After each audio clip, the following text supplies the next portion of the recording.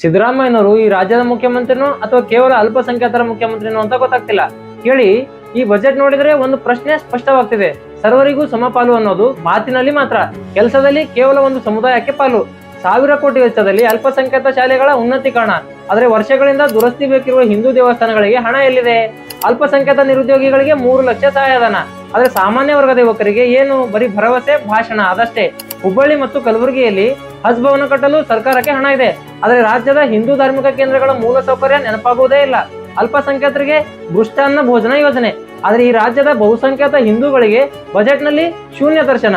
ಮತ್ತೊಂದು ವಿಷಯ ಕೇಳಿ, ಈ ಬಜೆಟ್ನಲ್ಲಿ ಅಭಿವೃದ್ಧಿಗಿಂತ ದೊಡ್ಡದು ಸಾಲ.